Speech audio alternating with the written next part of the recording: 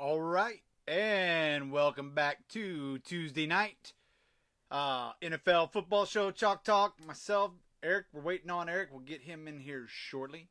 But thank you everybody for getting ready to tune in, and make sure that you go and hit that like and subscribe button on a Dash of Life channel, and let us know how we're doing.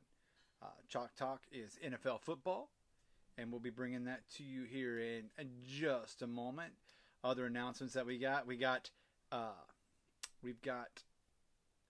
Thomas Golightly tomorrow night, and we'll be having him on talking about mental health and everything like that. But let us bring in our co-host for the night.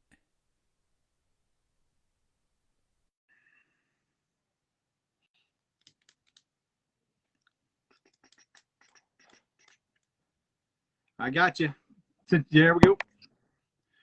All right, ladies and gentlemen, and welcome to another Tuesday night of NFL Chalk Talk with your host, Eric, and myself, Dash. And we're going to be giving you our weekly rundown of what we think we know about the NFL. But no, welcome out, everybody. Welcome back, brother. Good to have you, man. Thanks. Hey, I just got a couple of admin notes, if you don't mind. Absolutely. Cool. So, hey, first off, to you and the audience, I just want to congratulate you on this. This is a fantastic book, everybody, and it's very inspirational. We got it this weekend, and I got a chance to read it over the weekend. And yeah, I'm a huge Superman fan, as you probably know by now. And it touched me in a lot of ways. But my favorite part, I got to say, is how you found value in quoting the late, great Stuart Scott, who, as you know, is in the Chalk Talk arena, is very well respected, very energetic. And, his speeches, especially, closer to him leaving us, were very good, very powerful. So good on you, brother. Congratulations. And it's a great book. Thank you. I appreciate it. Yeah, man, that man could hold a room no matter, I don't care where he was at, what he was doing, or how close it was. That man could hold a room for sure. Anything he was talking about. So yes, and that quote just, it hit me just for not for the name reasons, obviously what I used it for, but it's true and definite to the end of your days, man. Live that dash. Live that dash. That's exactly right. Right, also, again, congratulations to the Sooner Nation. Great victory, comeback. I was chatting with my son, who graduated from OU, living out in California. He's our airman, and obviously a big Sooner fan. And and I was chatting if he felt that the Sooners were going to be able to come back, and he's like, I don't know, if they put Williams in, they've got a shot. And sure enough, he called it. Yeah. I get that text back from him, and I look up at the TV, and Caleb Williams is out there, and then the next thing you know, they come back. So poor Rattler, I think that kid is done. I know we're here to talk about the NFL, but Sooner Nation, congratulations. That was a good game. Yeah, I don't even. He didn't answer much in his weekly press briefing today, but I mean that spoke volumes, if you know what I meant.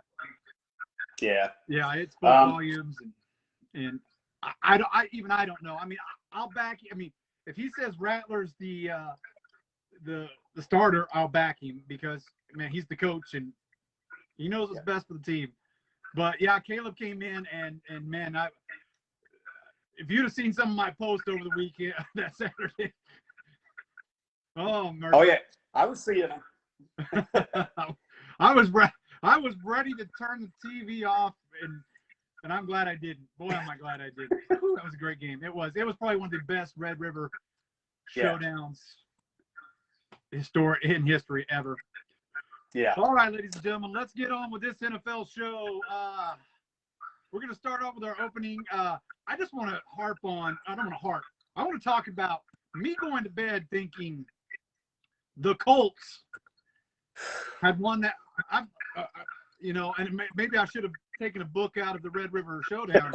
I went to bed thinking that game was over. I was like, it's done. I wake up this morning and I'm like, they're for real. I mean, we've said it, and we've had them in the top 10 and things of that nature, but they really proved it last night, and I think they're for real.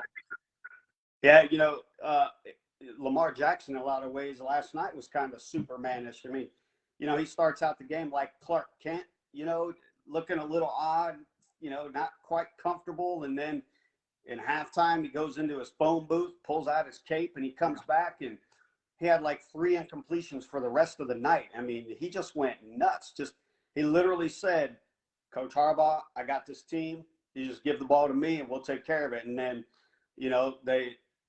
the rest was history. I mean, the defense didn't help him at all. And I think we're finding out, we're a little surprised. This Ravens defense is kind of carrying that Ray Lewis legacy, and they're just not tough right now. And I mean, just to see the holes that were opened up for Taylor were, the running back Taylor were crazy. And I was shocked that the Colts were doing so well. Oh yeah, I mean, I'm not saying that we picked, and then we picked the Ravens, and I was like, and I was just like, this is not what we talked about. This is not what we talked about a week ago about this team. And I was like, I'm just going to bed. I feel like it's done. And like I said, I got up this morning and I was like, what? And I had to go back and start reviewing things and seeing where I was, why I was wrong going to bed. But yeah, hats off to him, man. I mean,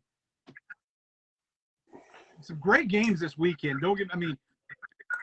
That Browns and Chargers game will go down as one of the best I've seen in a long time. Now, there's not much defense being played overall, but it was still a great game. And unfortunately, when Cleveland needed the 2 running backs most, they kind of petered out there at the end, but it was a good game.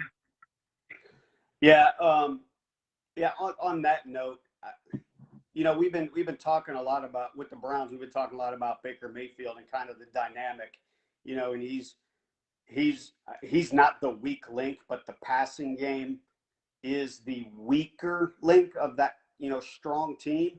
Yeah. And I just wonder if late in that game, when Coach Stefanski had an opportunity to say, Baker, you're my guy. I need you to get this first down, deep in their own territory. It was 3rd and 6 or 7 or something. Yeah, 3rd and 7. And a handoff, instead of going after it for that first down. And, I don't know if that's Coach Stefanski was asked about it, and he said, no, we didn't feel that was an issue.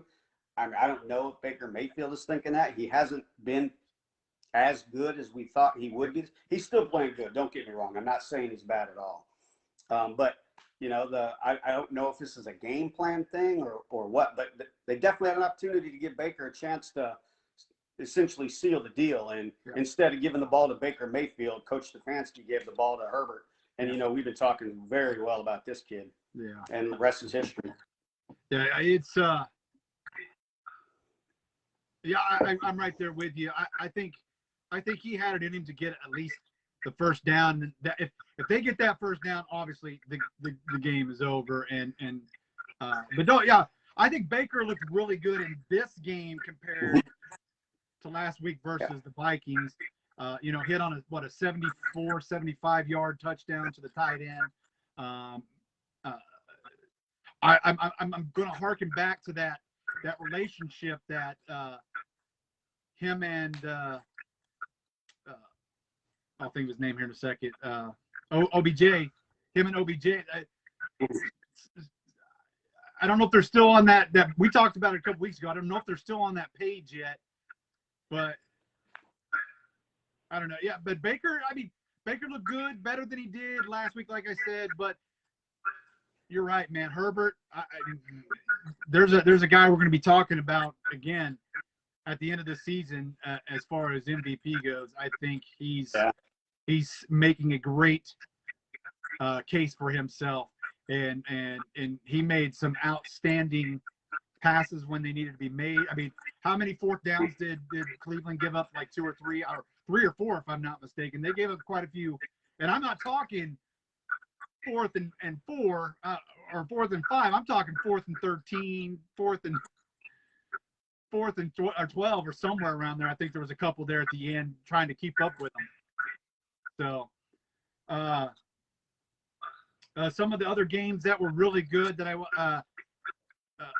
was shocked at the Denver Pittsburgh game. Really shocked. We're going to talk about injury. I added that to the thing. We'll talk about that here in a minute. But losing Schuster Smith, I mean, I don't think that hurt. At least in this game, it didn't hurt Pittsburgh. But after all that crap, and I'm going to say it, after all that crap I talked about Big Ben last week, he made me kind of eat a little bit of crow in a couple of those situations there. Yeah, and Denver's defense has looked pretty good up to in the first 5 weeks of the season. I think they're still like ranked number 3 in total D right now. So I may be a little off, but that was the last I saw them. And Pittsburgh to me didn't necessarily dominate, but you're right. Pittsburgh definitely came out more in charge. Ben Roethlisberger, he looked a lot more comfortable, and conversely, on the other side of the ball, Denver they didn't execute very well. And I don't know if Teddy Bridgewater is still reeling. I don't think so, because concussion protocol is very serious nowadays. So I imagine he's full 100% healthy for that game. But yeah, it was. I mean, I hate to say it, but that game wasn't really exciting, right? I mean, I don't think the things we thought were going to happen happened. Yeah, you're right. Yeah, you're absolutely right. And there just was no. I mean, I didn't get any flair from it at all. I didn't get any. Yeah. I didn't feel any awe. I didn't feel. It was just like it was just played, and Pittsburgh was just like, all right, I'm going to do this, and yeah, and nothing against Bridgewater, like you said. I think he's fine. I just think it just was. I want to say it was an off game, and that's where I'm going to leave it at least for this week. I think it was an off game, and I think he'll rebound and definitely have a great week coming up. So the other one I want to talk about, Philadelphia and Carolina. And I lost in my pool at work. I lost 2 games, and this was one of them. And I don't know why Carolina lost. I mean, up to now, and you had kind of alluded to this at the opening of the show tonight. This, teams that you think are going well on a trajectory, all of a sudden take a turn, and the execution isn't the same. And I know not every matchup's the same, but the better teams show that consistency and are always prepared to the top of their game. And I thought Carolina should have been better prepared, even without Christian McCaffrey. And, Darnold was the Jets version of the Darnold. He threw 3 picks. I mean, I definitely think that after that one game when DJ Moore went crazy on everybody, and defenses figured out, you know what, they don't have Christian McCaffrey. DJ Moore is the next best thing on the list. Let's just take him out and make them run the ball, or make Darnold make second and third decisions. And I think that's exactly what I think that's the winning recipe against the Carolina Panthers. You take out DJ Moore, and then you make him run or make Darnold make decisions. He throws 3 picks. He gets sacked 3 times, and recipe for winning. So yeah, that is the Philadelphia Eagles team, at least on defense, with the picks and how they pressured him. That is the Eagles team I thought we would see from day one. It just they just look great point. And hats off to them. They found a way to win, and they put them away. And that's why I wanted to bring up this game, is because Darnold looked human again. He looked back to his Jets and Jets time, and they obviously miss McCaffrey. We know that, but they still had a chance to win that, even with his 3 picks. And I think he just still was making bad decisions till the end of that game. And I'm just like, I said, this is one I'm definitely wanting to get your opinion on, because how do you go 3-0 and then you're 4-0 or 3-0 and then you lose the last 2, and nothing has changed other than losing McCaffrey. And McCaffrey's good. We know he's their running back. We got it, but he still has the same personnel. The offense hasn't changed. What broke it down there? Is it just? Is he got the hangover? Is the party over and now he's got the hangover? Well, so this for the Panthers, again, Matt Rule got his system fully implemented. He went and got the quarterback that he wants to work within his system. And Sam Darnold he's a good quarterback. He has potential to be a great quarterback as long as he's got an environment around him. But that offense runs through McCaffrey. And as we've said over and over again, the run sets up the pass. And if you take away your best player, who, oh, by the way, is the running back, then you're pretty much one-dimensional at that point. And then defenses can then crowd. They can, if your next best athlete is a wide receiver, then they just put a safety high over where wide receiver 1 is at, and then you even have a linebacker maybe shoot over, and you essentially take away that wide receiver's lanes. Right. At the same time, you pressure, and as we saw against the Cowboys game, the Eagles actually have a pretty fast, strong front 4. Yeah. So if they can get pressure and force Darnold to make a quick decision, we're seeing right now, to me anyway, in my opinion, we're seeing now that he's not fully equipped to do that. Yeah. Now, and this is where I think where you start to see how good these teams really are. If you take a team that starts out really well and then the defenses pick up tape on them and start adjusting, now the better teams will then say, okay, these teams are adjusting by this formation, by this game plan. Now we will adjust again. And, we'll see if Coach Rule can do that with Sam Darnold and company. Good news for them. They get, Christian McCaffrey is he's at least practicing this week. I haven't seen the injury lineup on him. Of course, Carolina has till Friday to get the designation out. Yep. So we'll see if he goes, but that'll be a huge plus for them. They host the Vikings at home. So it's a winnable game for sure. Yeah, it's definitely a winnable game. And I've got that one picked. I really want that's an interesting matchup. I especially where we are in the lineup of this week. Let's get into the good, the bad, and the ugly. Let's go with your good. Yeah. So first of all, kudos to Josh Allen and leaping everybody's leaping into everybody's heart with that crazy jump that he did over Chiefs cornerback L'Jarius Sneed in the fourth quarter of that game. That was a critical play, and I thought he was going to try to run over the quarterback, and he did some crazy leap, and I was like, whoa. Yeah. And that's like John Elway helicopter next level type stuff right there. I need this. My team's relying on me. I'm going to go get it. Anyway, enough of that though. But the other good, full disclosure to all of us, I'm a huge Saints fan. I'm a proud member of the Who Dat Nation. But I have to report this in a totally non-biased way. Now, for this show that we've been doing, I've been so focused on the rest of the NFL, and all everything going on with it, that I didn't realize the level of injuries that the New Orleans Saints have this year. And, we know post Drew Brees era, so the identity thing is always there. They only played literally in a Superdome once in the first month and a half of the season. But I didn't realize this, and I actually had to go back and look.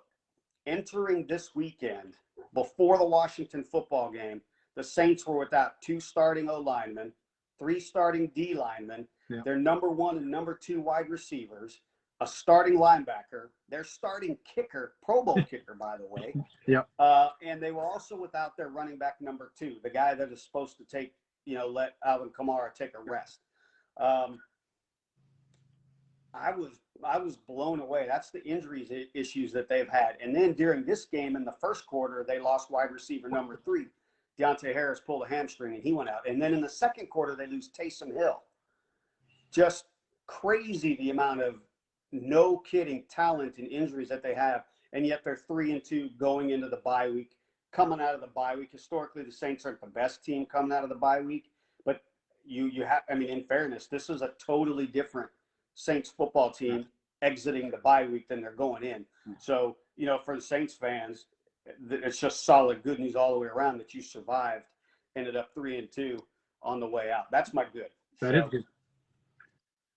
The good I got, man, and I'm going to be kind of on the bias here because you went with your Saint. My good is the Dallas defense.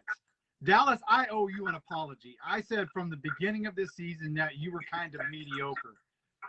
Yeah. That Dallas defense is looking better and better and better every week. If they can continue to play, continue to make those interceptions, those turnovers, I think they're +7 or +8 now. I think they're +8 because Brown got that last interception.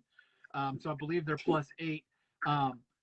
But keep doing that, and you're going to be in the talks of Super Bowl,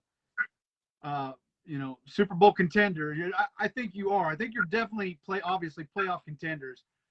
But how good is Diggs? I mean, how good from last year where he was a rookie last year, was making all kinds of mistakes, messing up here and there, and to be leading in interceptions and setting a pace for a record for Dallas.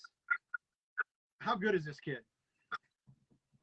Yeah, clearly. I mean, he's the best players put themselves in a position to make the play, and then the better players make the play when they're in that position. So, he's 2 for 2 in that category, batting 1,000 for there. He's putting himself in a position, and then, oh, by the way, he's making the play.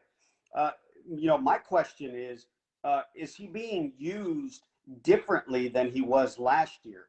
Because new defensive coordinator, and I could have swore I saw him in a high safety look last night. I may be wrong, but it looked to me like he was in a high safety spot last night. And there was that pick that he had, and I was like, what, did he peel off a guy? Or he let him go. He reminds me of Deion Sanders. I'm going to say that, and it's probably cliche, and everybody's going to be like, oh, but the way on that play, the way he let him go, and he used his speed. He was on the corner, and he let him go a little bit, and he knew that his speed would catch up to that pass. So that's, I'm not saying he's going to be as good and better as Deion, but he's got some of those tendencies of the smarts on how to play those receivers.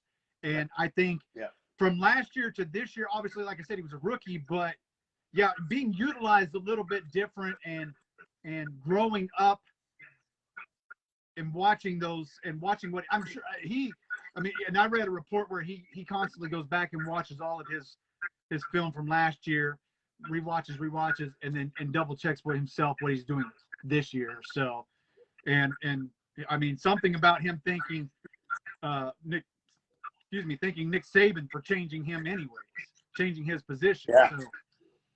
So, that's good. And he's I mean, everybody's ready to give him again, I hate giving people MVP awards 6 games in, 7 games in, but if he continues to play that way, he's definitely going to be defense MVP this year.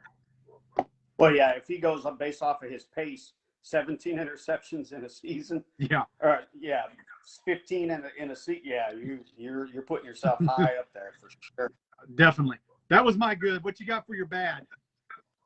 All right, so special teams once again gets to represent the bad on this poor third team. Just I don't know if you saw the stat this weekend, but they broke a record that's over almost 35 years old.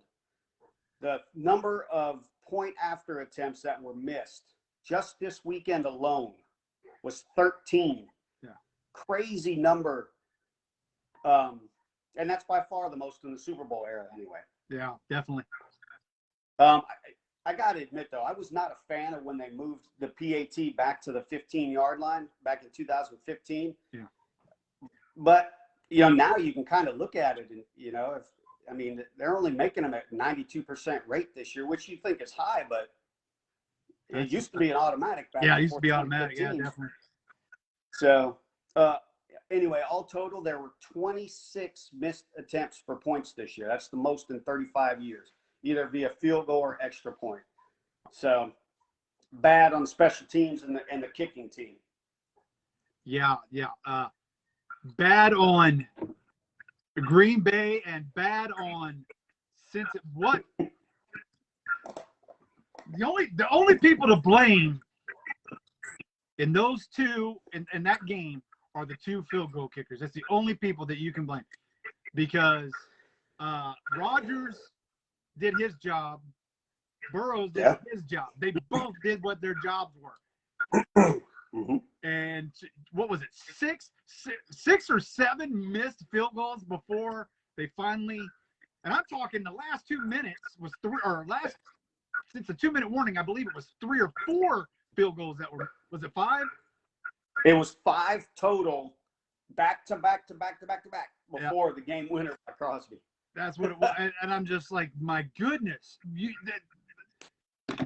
missing. They called him Missing Crosby, not Mason. Missing.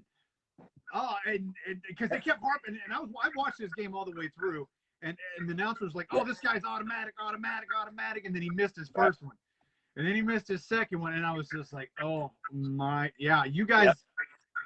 Announcers, do me a favor. Never, ever say anything about a kicker during the game. Just don't do it.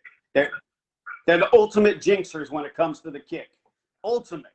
Every time. Yeah, my bad. And that's my bad, too. Yeah, I'm right there with you on the bad. Just all around. Field goals were just horrible. Yeah, terrible weekend. And it's a terrible season, by the way, for kickers. Yeah, it's just bad. And you got your ugly? Yeah, so you could actually put this play in either the good or the bad, to be honest with you. And I know you probably know which one I'm talking about, but this play on Thursday Night Football it's getting the ugly stick. If you haven't seen it, if you didn't watch the Thursday night game, you got to go watch the clip of the double punt by Seattle Seahawks punter Michael Dixon. This thing was ugly all the way around. So I'll just look at it from 3 aspects. We can find it from many different, but this thing was ugly from 3 aspects. First, the Rams. So kudos to the blocker. That kid just came off of waivers. Rams picked him up. It's his first game. Cleared waivers from 30 other teams because Rams were 31. He comes in on Thursday Night Football and blocks a punt. But where was the rest of the Rams special teamers? Yeah. You've watched football long enough. Every time there's a punt block, the rest of the team is swarming around the ball. Yeah. This kid was the only one I saw chase this blocker was the only one I saw chasing after the ball. So Rams were just clearly ugly for that. The second ugly part was the referee crew. Now this one was crazy. Even Mike Pereira, the Fox NFL analyst, this guy's a stud and highly respected, right? Very knowledgeable. I enjoy listening to him when he's making close calls. On live television, he actually got the call wrong and said, you can't punt it twice. And then 10, 15 seconds later, he's like, according to the rule book, you can advance the punt as long as you don't go beyond the line of scrimmage. Okay, that makes sense, right? Line of scrimmage covers anything. Then all of a sudden, the refs throw a flag for, illegal kick beyond the line of scrimmage, illegal forward movement, and then they pick up the flag. But you look at the replay, and you can clearly tell that he was beyond the line of scrimmage. He was 1 yard. He was 1.5 yards beyond that line of scrimmage. That's right. Yep. And that was even with the angle. If you do that geometry and you move it, well, he obviously moves forward. So I was like, what? And then the other part of the ugly, that was Dixon's best punt of the night. Yeah. That thing went 69 yards. So where were the Rams on the other end? Well, the guy punts it, and they all clog in the middle. It was like watching 5-year-olds play soccer. They all right to the middle. It was crazy. It's the ugliest thing I've ever seen. I've never seen anything like that in all my years watching football, man. Apparently there was a rule change this year, I guess, with the double punt. They can't kick it twice, like you said, as long. Yeah, but I agree. It just seemed like all of a sudden this guy's the only one that got punt block, and everybody else got like punt. What the hell? You're right. They just kind of meandered right there in the middle. They didn't drop back to block to block for if he returned it, and they didn't run up there. So I don't know where it was. I agree. That's the ugliest thing. That was pretty ugly. I think my ugly again kind of goes to we talked, and this is going to lead us into this is going to lead us into the next thing that we're getting ready to talk about, which is injuries. And we talked about this a couple weeks back. When your quarterback is your leading rusher, there's a problem. Yeah. When you're trying to use your quarterback to power and drive right in there against two heavily, big old defensive linemen, 99% of the time that quarterback's going to lose. And Jones for the Giants, this was ugly, and that concussion was ugly. That was one of the ugliest things I've seen, and not ugly that he tried to score. I get it. You're doing what you can to score. I got you. What was ugly was taking that hit to, trying to be a running back and not a quarterback.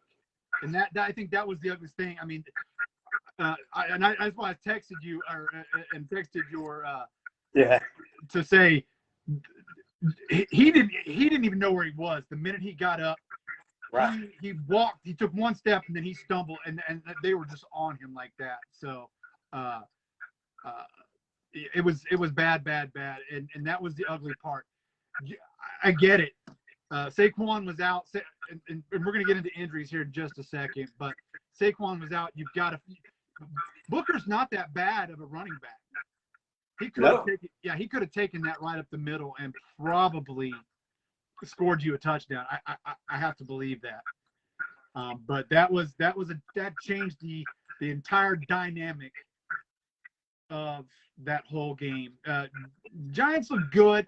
Again, I'm not saying they were great. I don't know if they would have won, but it did change the dynamic from that point on. So that's the ugly part of mine. If you're not a running back, don't act like a running back. Jump. All right. Good call. All right, let's get into injuries. We've talked about it. You just mentioned a few on the Saints. I've watched some ugly ones this weekend. That Saquon Barkley one was just, and it wasn't really anybody's fault, not even his fault or freak. It's just a freak accident. And I had to call. I was like, babe, come over and look at this ankle. It was I mean, I just don't. I mean, and we're seeing injury after injury after injury from whether it be what we talked about. We got injury on a shoulder for Baker. I really thought Burrow was going to go back. He went to the hospital for something in the throat. But I really thought when he took that hit, I really thought that leg was done again because it was a nasty hit. There's just we talked about it before. I don't know if there's anything we can do. I mean, I say we, but I don't know if there's anything that can be done. It's just some weird. This is one of the highest injured or highest years for injuries that I can recall. Yeah. I don't. We brought up the possibility of pitch counts, and like we both said, we're under no illusion that people are faking injuries, but the season has changed. Starting earlier and losing that one preseason game, losing one extra week of conditioning, rolling right into everybody's competitive, going hard, and I don't the Saquon Barkley thing, that you're right, it's just a freak accident. But at some point you have to take notice of the significant number of injuries and really key injuries. So we talk about the Giants. It wasn't just Daniel Jones and Saquon Barkley. It was also Kenny Golladay. Yeah, Kenny. Yeah. All three of those guys went out for the Giants. Kenny Golladay, one of Daniel Jones' favorite wide receivers. So, in the Thursday night game, both Stafford and Russell Wilson incurred injuries to their hand. Russell Wilson is now on the IR. Tennessee has 22 players on their injury roster, on their injury list right now. 22 players. That's almost half of their lineup.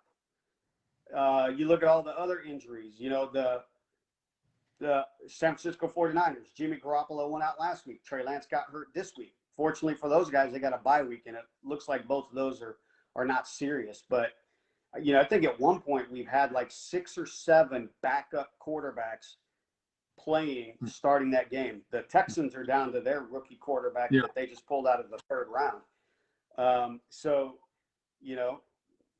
On the other end of the spectrum, Buffalo Bills relatively healthy, Dallas Cowboys healthy for the most part, and the Arizona Cardinals healthy for the most part. Those teams are performing exceptionally well with their entire roster. So it's definitely something that we have to take notice of. And by the way, it's not going to get any better as this season draws on. Yeah.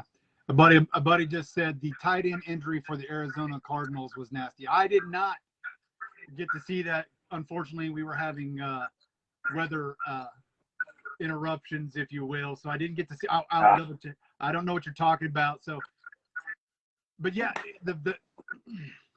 I think, and it seems like they're trying to make, obviously the rules and everything are trying to make the game safer for people, but in turn we're still seeing injury after injury after injury. And is it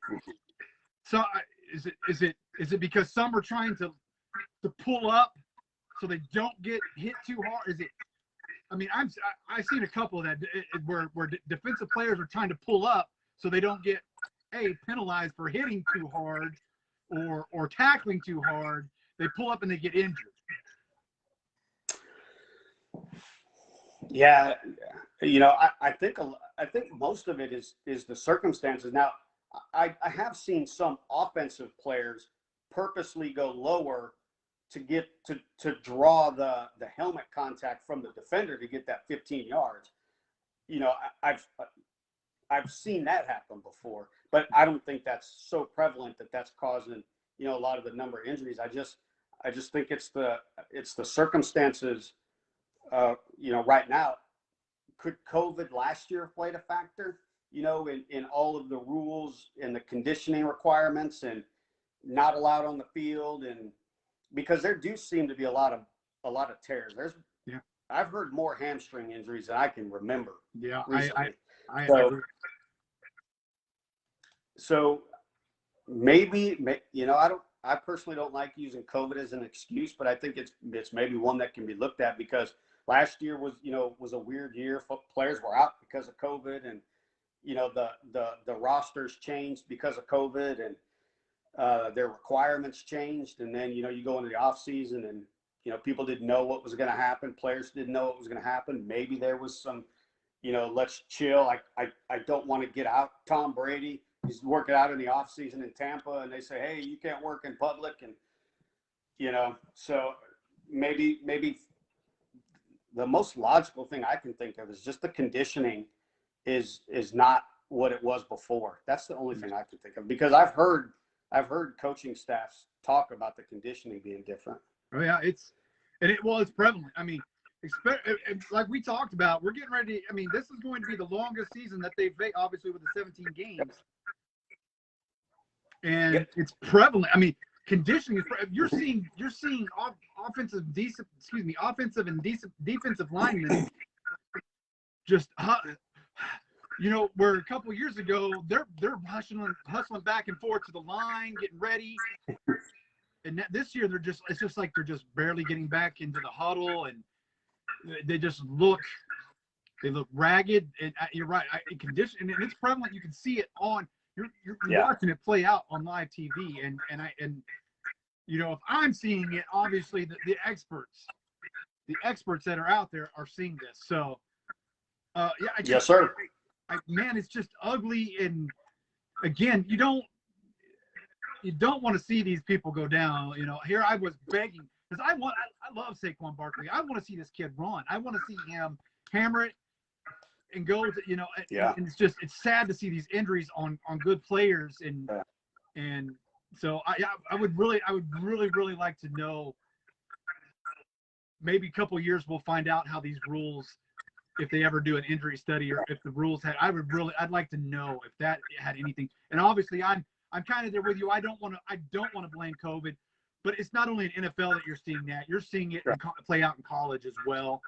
The effects from that as certain teams just don't look the same. So, yeah, man, I'm hoping next week we don't have to talk about injuries, but it's been pretty bad, and it's like I said, this is what our second or third time in a few weeks that we've talked about injuries being prevalent in the season. Yeah.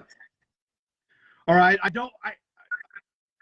Amber texted me and asked me if there was something that we wanted to talk about that wasn't on the schedule, and I sat there and thought about it, and I was like, I want to get, and I want to do this in a way, and people that are watching, I want to do this in a way where it doesn't come off as political, or it doesn't come off as anything other than what it really was. And I'm talking about Gruden, and I'm talking about how did this even come about? How was this even first dropped into anybody's lap that this happened? Because 1 week this guy's high, and they're talking about the Raiders being a great team, and then all of a sudden we're in the email scandal of the NFL season. Yeah, so according to the New York Times reporting that so somebody leaked conversations that Jeff Gruden had for about Adam Schefter was reporting of these comments were about 7 years long. So beginning at least 2010 with then Redskins head coach, private communications that were leaked to, I think, the New York Times, and maybe it was the Wall Street Journal. Please don't quote me on that. But, conversations and comments that John Gruden did make, right, wrong. I mean, not judging either way. I'm just pointing out the facts here because that's all we do. Yeah. And, that got to the NFL. But a couple of things, because it's all we do is talk about the chalk. So only the facts. The John Gruden thing is, obviously there's two fronts to look at. Number one, in the locker room.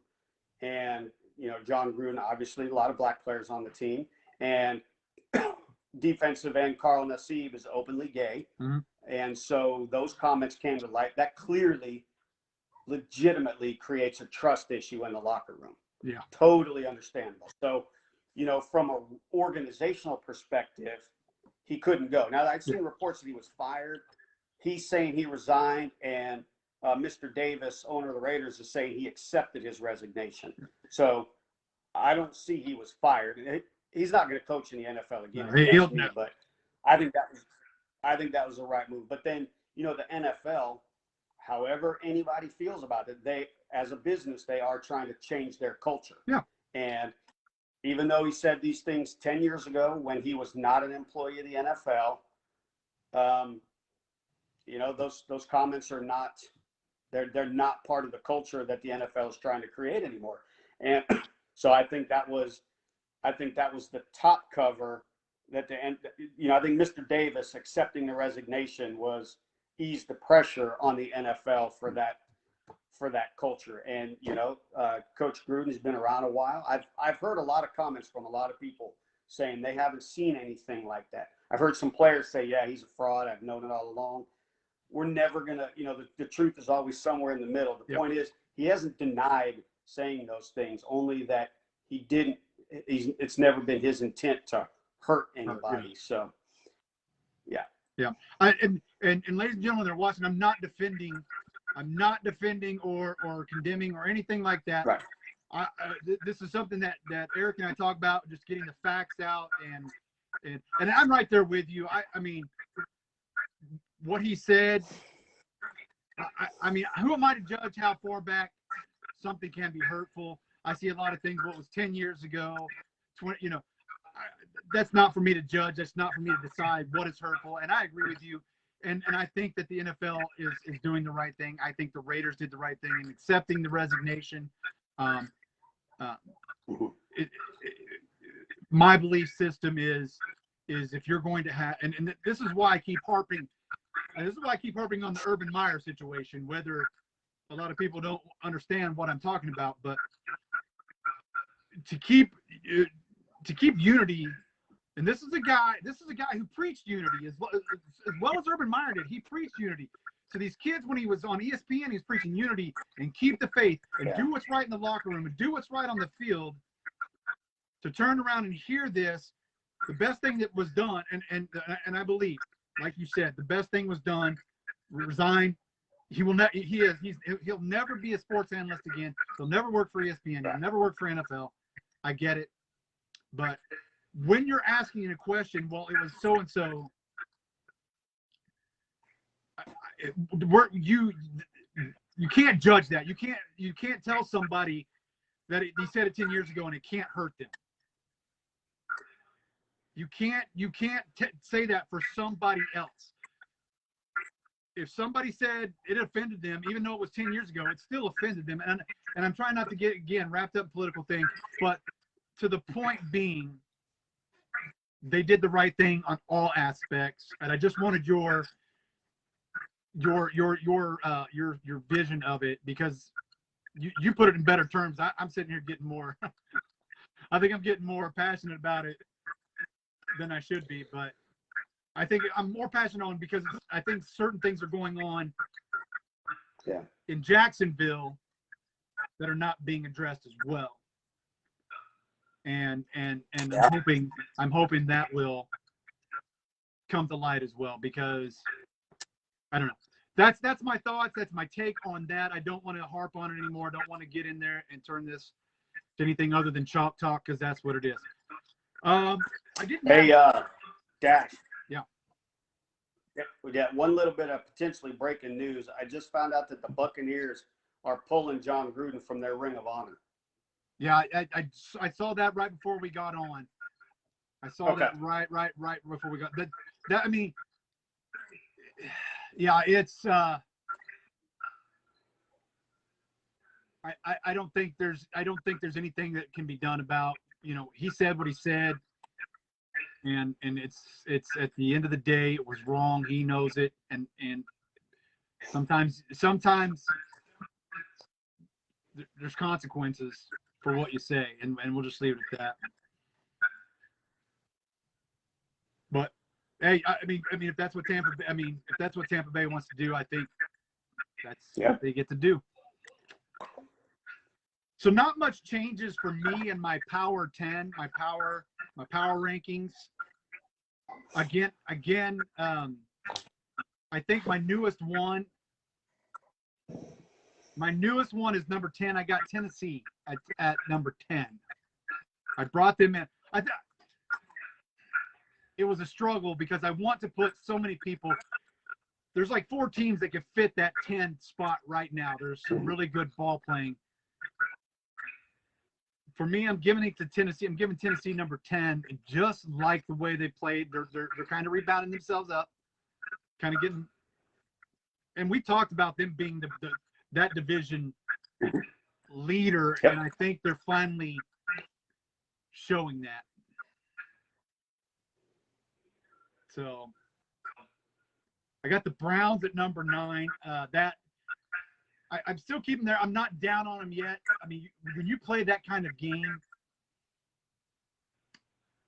and I mean, it could have gone either way. I mean, we could be dropping the Chargers today instead of Yep. dropping the Browns. Yep. The Ravens moved up on that team is Cincinnati, Baltimore, and Cleveland are getting ready to be in a fight to the death, a fight to the end for this conference or that For sure. that division. 7 through 3 for me are literally just. I mean, I would say it's a tie for third with these from 3 to 7. It's a tie as far as I got Cowboys at 3, Rams at 4, Bucks at 5, Chargers at 6, Green Bay at 7, and that's just literally they're all basically on point with me as being the same team. Like, yeah, if you know where I'm going with that, I think there's literally a hair's difference between each of them playing and how powerful they really are. Again, I'm not sold on the Cowboys per se. I mean, I'm trying to be as unbiased as I possibly can. There's still certain things in there that I'm leery about with the Dallas Cowboys. I still like the Rams. The Buccaneers. I was getting ready to go. This is going to be really crazy in the first half of this Miami Buccaneers game.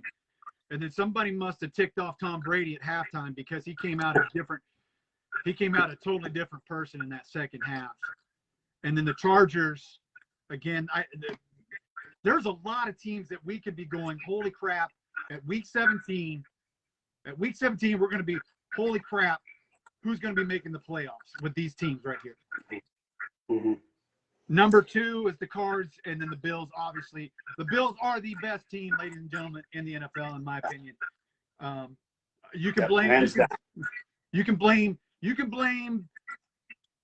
bad luck in Kansas City. You can blame, but overall, they are the best team in the NFL. They are hands down 100% the best team, and that's my power. I didn't want to go too much. I didn't change too much in the rankings there.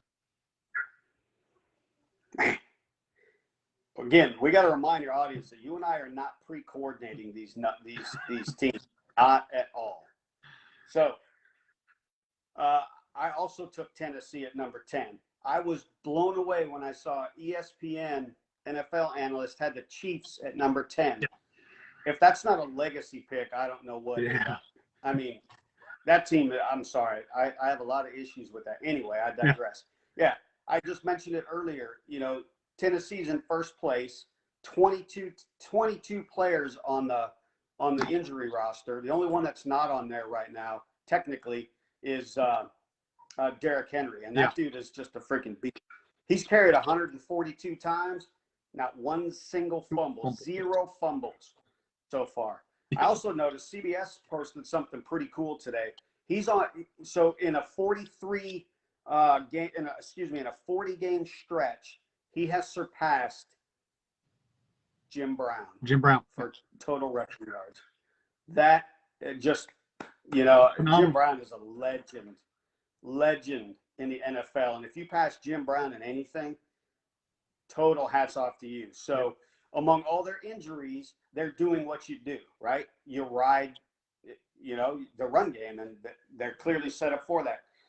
So also, when I was watching the game last night, and I'll be quick, I promise. When I was watching the game last night, I saw a stat on Monday Night Football that said that the Titans had a 71% chance of winning that division. That was while the Colts were still up by 8 points. So that percentage is obviously wider. I think that percentage is a lot wider now.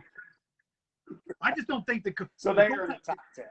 The Colts are great, but they're not going to win that division, and they're not. I mean, when I say great, they're all right, but they're not going to win that division. The Titans got it. You're right. Okay. So number 9, Cleveland did go back again. They've got to give Baker the opportunity to carry that team. They just have to. Number 8, Baltimore. Also, they went up. Now despite Lamar Jackson being on pace to be sacked more time than any in his career, he's still single-handedly carrying that team. When he wills them to win, the chances of them winning are exponential. So they're number 8 in my book. 7 is the Chargers. They haven't moved. 6, Tampa Bay. They still haven't moved. Although, you talk about Drew Brees, that dude is some kind of freak in nature. This is the first time in his career that he threw for 5 touchdowns and over 400 yards. He's been in the league for 22 years, and he's still slinging 400 yards of offense. That's just crazy. Green Bay went back. You probably won't hear any comments publicly from them, but I think that they might have overlooked the Bengals and focused a little bit on the Bears, that rivalry that they got next weekend. To me, and so Dallas went up to number 1. And so I listened to Colin Cowherd today, and I think he's probably said it best. Now, you and I both did bring this up last week. The schedule that they faced this year, 3 of 4 first-place teams, and still coming out on top in all those games except for the first one of the season. Yeah. But what Colin Cowherd said, so the Cowboys really haven't had ultimately a down game, right? The Bills, down game against the Steelers. The Bucks had a down game. The Packers, they had a down game against the Saints. Yep. The Chiefs have had plenty of down games. The Rams just had a down game a couple weeks ago. So, but the Cowboys haven't. They played to the level of the Buccaneers in their only loss of the season, and they played to the level of the Chargers. Even though Cowboy fans, I know that they could have beat the brakes off the Chargers, but they played to the level of competition and walked out of LA with a victory. So I think Cowboys are moving up, and they're I think they're for real this year. And then no change to number 3, 2, and 1. Kyler Murray still in that MVP. He's completing a leading 75% of his passes, and he's still averaging 12 yards a pass. So these aren't dink and dives. These are legitimate tosses. These are over the middle tosses in that middle. Right. Yeah, he looks good, and like we talked about, and the only people that can beat the Cowboys and the Cardinals and the Bills and the Rams right now, or just any of these top 10 teams, the only teams that can beat them are themselves. That's right, and that's why you put them in the top 3. You're absolutely right. That is the only people that can beat them, and then it's them beat themselves. And I don't know who's going to be there at the end, but this top 10 or top, well, I'll just say top. I'll go top 6. The top 6, it's anybody's. NFC, AFC. Not AFC. I really think the Bills are definitely in the Super Bowl. But in this NFC, you've got some really, really, really, really strong teams. Dallas. Yeah. The Rams, the Bucks, the Cards. They look phenomenal. They look really good. Green Bay. You're right. I'm right there with you on Green Bay. I do think Cincinnati is a good team. Yes. I don't know if they're a good enough team to go overtime with Green Bay like they did. But hats off to them. I would really like to see a rematch of Dallas Green Bay and Dallas come out on top just once. I just want to see that just once. But yeah, man, I wholly agree with you. I've watched the Bills almost every weekend, and I'm just a fan of. I'm even from back in the day with Jim Kelly and them. I've always been kind of a sideline fan of theirs, but I've been keeping up with the Browns, the Cowboys, the Bills, and the Rams pretty much all year. I kind of just picked those, I picked the Rams because I really wanted to see what Stafford was going to do. So I've been I'll go find replays, and I'll go find clips and everything I can of all the games, and he's going to be good. He's going to take the Rams. Kyler Murray, you're right. So I like we talked about, I don't know what that MVP race is going to look like. There's going to be some different names in there for sure. Yeah, there's clearly a changing of the guard. Right now it's quarterback heavy. If Diggs keeps doing what he's doing, I think you got to put him in the mix. He's probably, unfortunately, because he's a defensive back, he's probably going to need a couple more pick sixes. Might have to add some, maybe they can get him into some sort of blitz package where he can get a couple sacks underneath his belt. Yeah, he's obviously got to, he's got to create turnovers. He unfortunately has to be a little more Superman-like than the quarterbacks do. It's the nature of the business. But you know what? He's doing those things right now enough that you and I are having this conversation about him. So, yeah, if we are, somebody somebody else early down the line is having talks about this kid. So, all right. So we got this week's picks. You went 8-2 last week. Your only losses were you did pick the Panthers. They lost to the Eagles. And Denver. What was the other one? And Denver. That was your only 2 losses. So you are sitting at 20-10. You're sitting at 20-10. The fans are sitting at 14-16. So you got a good 6-game lead on the fans. So good on you. This week's games, there's some buys coming up, so I only had so many games to choose from. I'm ready to see if the Eagles can carry this momentum, obviously, against the Buccaneers. So we got the first game up. We got the Buccaneers at the Eagles. I think this game is going to be tougher than a lot of people think it is. Short week. Eagles defense might give some fits, but I still think the Buccaneers win this game. Buccaneers. All right, and I as well am taking the Buccaneers. I just think Brady is just he's owned the entire NFC for years. I just don't think I don't think they got it for him. I said this earlier in the show, and I still think this is an exciting and a good matchup between some teams, Vikings and Panthers. Vikings are kind of making some noise where the Panthers are kind of losing that noise. So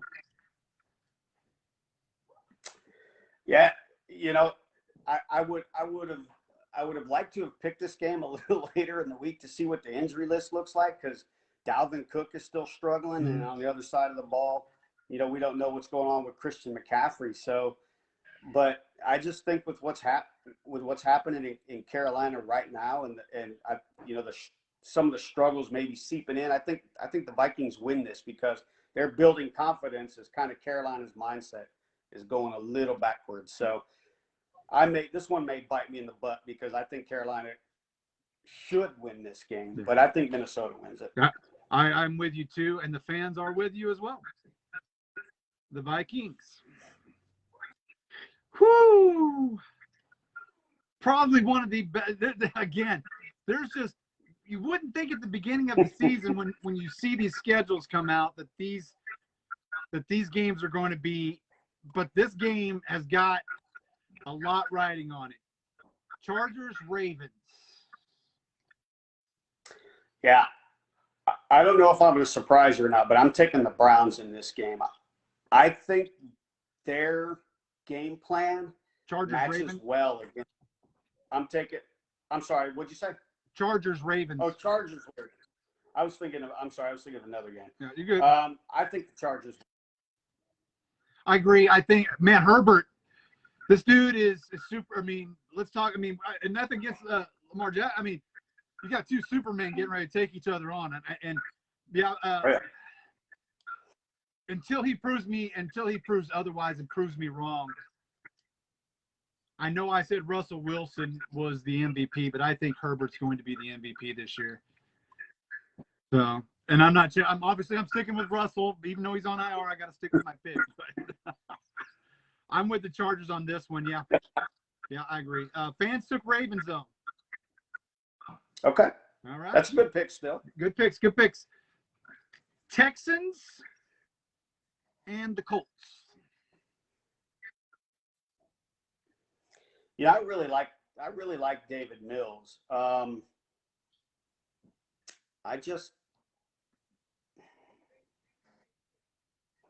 This is a good one to pick. It really is. It's in Indianapolis though.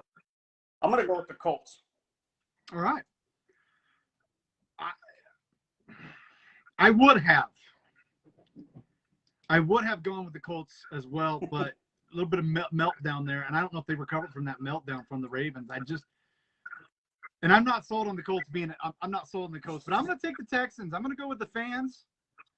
Take the Texans. That might be the first time a rare occasion that you and I have gone against the grain. And this next team, we could have put this entire team in the ugly category earlier. I don't know what's going on. I don't know what's going on in Kansas City. I don't know what's up with the heebie-jeebies that they get when they get the ball in their hands and they want to turn it over. I just don't know what's going on. And again, Washington's got so much drama going on. I'm surprised they're playing as well as they are. So, Chiefs at Washington. Yeah, I think the Chiefs' offense is just a little too powerful for that young Washington defense, and I don't think the Washington offense is powerful enough to keep up with the points. Yeah. So I think Chiefs win this game. I think I agree with you on that one. I think the Chiefs are still not over their turnover frenzy that they're decided to be on. I think they still turn the ball over once or twice, but I think you're right. I think the offense is just too powerful for that Washington team, and so I'm going to give it to the Chiefs as well. The fans took the Chiefs, so fans are pretty much with us this week. All right, Bengals at the Lions. This Lions team could go 0-17. But you're right. But they seem to just play with a want to get that first win, and just weird things happen, and they just don't seem to get it. I want to pick the Lions, but I think the Bengals are just, they're quietly efficient. They're just business-like, and they just go and they get it done and they leave. Mm-hmm. I think they win this game. I think the Bengals win this game. I am going with the Bengals as well. I just think, like you said, and they're just their offensive scheme is looking good. They're moving the ball against a very good Green Bay defense.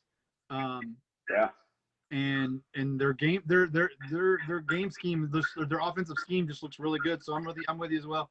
I'm gonna pick the Bengals. I think this is the one you thought we were talking. Cardinals Browns. Yeah. Sorry, I jumped ahead because I'm really looking forward to this game. I am too. I think the 72 Dolphins team celebrates with champagne this weekend. I'm taking the Browns because I think the Browns match up better in order, time of possession wise with the run game. Defense is good enough to punch them in the mouth. I think they get after Kyler Murray, and I think the Browns win this game. I agree with you. I think I'm going with the Browns as well. I think, as you said, I think defensive wise, the Cardinals haven't seen a defense like it. And I know what I read and I know what I saw all weekend long about what this Cleveland defense did and how much they gave up against the Chargers. But person for person, talent for talent, I think this time right now, the Browns are just a little bit more talented on both sides of the ball. Taking nothing away from Kyler Murray, I mean, like I said, taking nothing away from Kyler and Baker, both OU quarterbacks. I'm going to be rooting for them both, but I just think Baker has the edge, and I think the Browns have the edge. So I'm with you on that one. Man, I don't even know what's going to happen in Oakland, or excuse me, I did it again. Las Vegas. We got the Raiders at the Broncos. Yeah, it's a shame there in Las Vegas. That squad was, they were undefeated just over a week ago, and the bottom seems to have fallen out. On the other hand, Denver's going home to Mile High, and I think Denver wins this game. I agree. The fans agree with us as well. Wow. The fans agree with us on this one. And on the last one, the fans took the Cardinals. I forgot to tell you that one. Okay. Oh, man, Seahawks, Steelers. I don't know what Seahawks team's going to show up, and I don't know what Pittsburgh team is going to show up. Geno Smith looked good at times. As soon as Russell Wilson went out, he looked good. But he also is very turnover prone. Geno Smith has always been very turnover prone. I think if Geno can keep those INTs down, hold the ball, and be a good field general, I think I'm going to take the Seahawks on this one. Yeah, this is one of those games where you have to kind of, in my opinion anyway, I don't presume to be the subject matter expert, but you have to look at, Sunday night. Do you see after the end of the game, do you see a 2-4 Steelers, or do you see a 2-4 Seahawks without Russell Wilson? And I see a 2-4 Seahawks before I see a 2-4 Steelers. So I think the Steelers are going to win this game. They're playing at home. Juju Smith-Schuster being out for a while is going to hurt them, but Claypool has proven to be a pretty reliable wide receiver so far. As long as the Big Ben of old shows up, in my opinion, there's no way the Seahawks win this game. But you're right. If the one that we've been accustomed to this year shows up, then very well could be a Seahawks win. But I think Steelers win. All right. And the last game, obviously, Monday night. It was a good matchup. It is. I think the Bills got it, though. There's certain seasons where you see teams, you go, there's no way they can get beat. For this season, that's, to me, the Bills. They had a flat tire again against the Pittsburgh Steelers, their only loss. But ever since that, they've just looked outstanding and phenomenal. So I'm going to give it to the Bills. The only team that can beat the Bills is the Bills.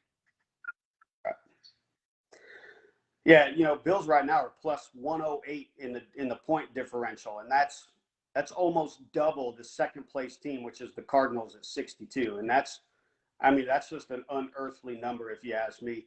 But this last weekend's game against the Chiefs was a marker game. This one is another marker game because they're going up against the best running back in the NFL.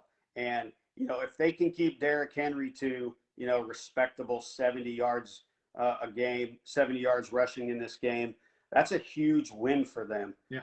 But on the other hand, if Derrick Henry runs them over, then that could shoot him in the foot confidence-wise. So to me, that doesn't happen. Buffalo wins this game, but they better be prepared for Derrick Henry. I agree. Yeah, that's the toughest backfield that they're gonna run, even without, it's the toughest backfield they're gonna see for a while this year. So they've handled the run fairly good for the most of the season. And I'm right there with you. Yeah, it's got to be keep him in that respectable 75, 80 yards. Don't let him beat you down enough at the beginning that you can't stop him at the end of the game. But right. I quarterback for quarterback, I just think that the Bills have got it, the edge in that department, and defense, the Bills got it in that department as well. So, all right, that's our picks for the week. We're getting ready to hit midterms. I'm very, very, very, I don't want to say excited. I'm very curious to see what we talked about, these pitch counts. Get ready. I think in about the next 3 or 4 games, we're going to see people sitting out and getting pitch counts from here on out, because the injuries that we talked about. And I'm hoping next week that we're not bringing up people with injuries again. That's what I'm hoping. And I mean, it's football. It's a fact of life that there's going to be injuries, but I don't know, man. It's too many. Yeah. Yeah, I completely agree. Fortunately, we got the bye week coming up. So fantasy footballers, remember, this is the first week we've got with a bye week. So make sure you set your rosters up. Pay attention to those few that are not on the injury designation list.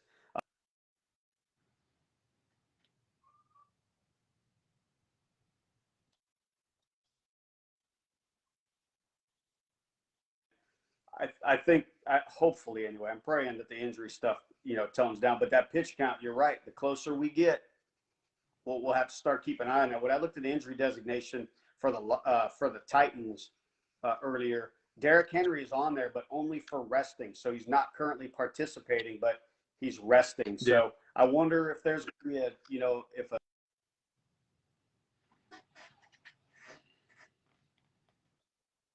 if you will, and they're just going to put rest on there. We'll see. Yeah. Well, all right, my friend. That was a good week. Excited about what these games, some like we talked about. There's games at the beginning of the season that you would have told me this is going to be an excellent game. I would have went in your face. There's some really great matchups. There's a lot of teams that, man, this week is going to make or break their season. Really, I believe so. So excited to see you next week. Take care. And you got any final words? God bless. God bless you. Yeah, just a couple. Just one or two of the things that I'm looking at this weekend. This Russell Wilson injury could be huge coming down the line, because if Geno Smith does really well, sometimes teams tend to overreact and ride that guy like he's the new future, or that they don't need the present old in Russell Wilson. And there was talk about him and, trade talks at the beginning of the season. Yep. Conversely, if Geno Smith, throws duds for the next couple weeks, everybody in Seattle realizes that, Russell Wilson really is the guy we need here. And Russell Wilson gets every single thing he wants, which I think he deserves anyway. He's one of my favorite quarterbacks. So that's one of the things I'm looking at. Also, I'm really looking to see if Christian McCaffrey comes back and what that looks like in Carolina, what that dynamic looks like, and if that really takes a lot of the pressure off of Sam Darnold. So that's two of the things that I'm looking at this week. Oh, one final comment. Sorry, I have a correction from last week. So last week when we were talking about the college coaches transitioning to the NFL, I erroneously lumped in Josh McDaniel in there. I meant to point out that he was a new coach back then when he went to the Broncos, not a transition from college to NFL. So for the fans, the audience, I apologize. I didn't make that more clear. Other than that, that's all I got. God bless. I appreciate the time. Absolutely. I appreciate you. We'll see you next Tuesday. Chalk Nation, we'll see you. Have a good night, guys. Good night.